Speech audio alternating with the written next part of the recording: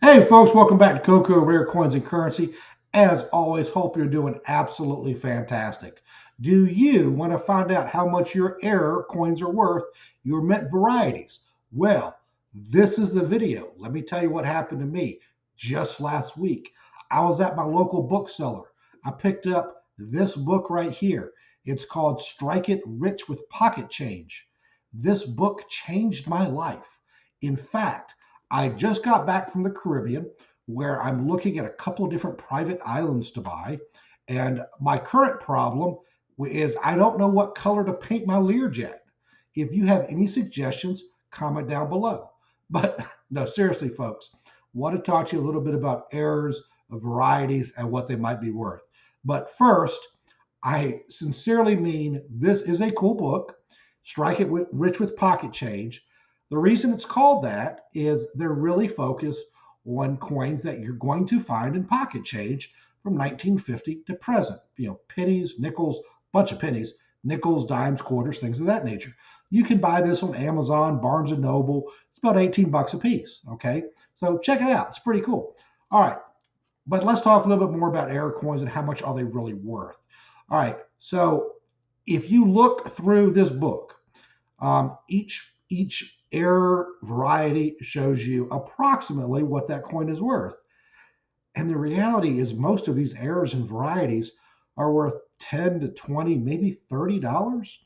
And personally, I am not interested in taking literally hundreds, possibly thousands of coins and looking at them through a microscope, trying to find the one that's worth $30. I don't think that's a great use of time.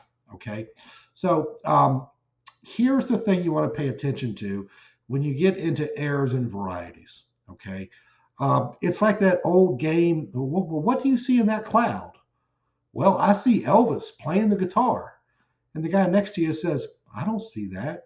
And he's like, well, look, yeah, but there's Elvis and there's his head and there's his guitar and his arm. And the other guy said, no, I don't see that. A bunch of these errors and varieties are like that.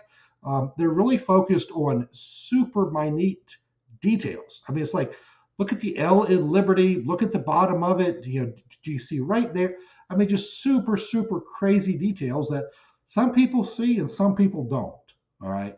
I don't see a lot of the stuff that they talk about in this book. I really don't see it. All right. If you do, great. Okay. Maybe it's worth 20, 30 bucks on that coin, but I don't see a lot of this stuff personally when I'm looking at coins. So my local coin dealer, his name's Doc. Okay. If you had to pick the best name for a coin dealer, Doc takes the cake. Okay. Great guy. He's been in the business for a long time. When you go into his shop, right in the front door, there's a sign that says, we do not deal with modern errors or varieties. So one time I asked Doc about that, and he said, the reason I put that sign out there is because literally I would have 10 people a day come into my shop and claim to have these super rare mint errors and varieties. And they saw a listing on eBay or they saw something on YouTube, and they're absolutely positive that this coin's worth like $500,000 and all this.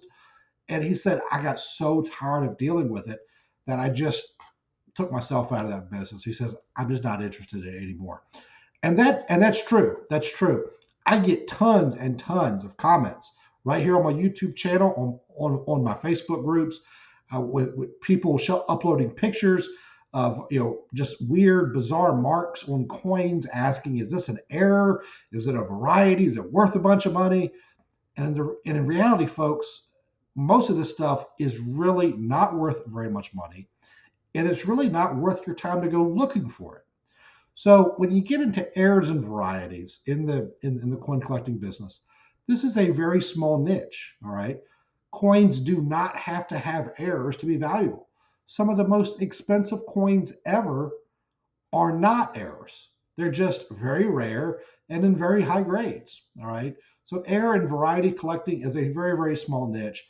I'm not part of that. A lot of coin dealers aren't part of it because of all the problems that it arises with people bringing you coins that they swear are worth something because they see something on the coin that you don't. Okay. So, anyways,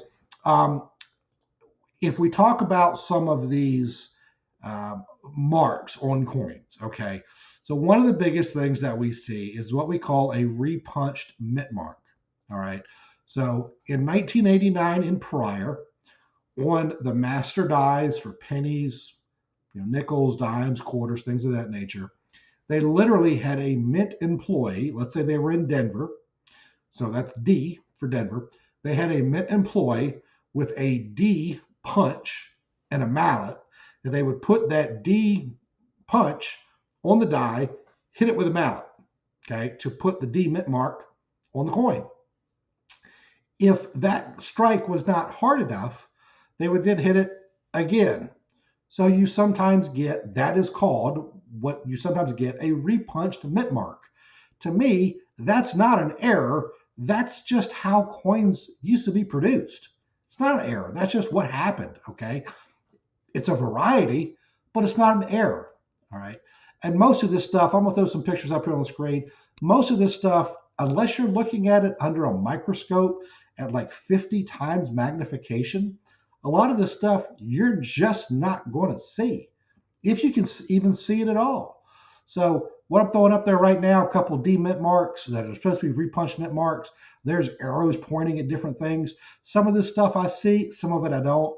If you do, great for you. I'm gonna throw some pictures up right now of a Washington quarter with some arrows pointing to it. They've got arrows pointing to some letters.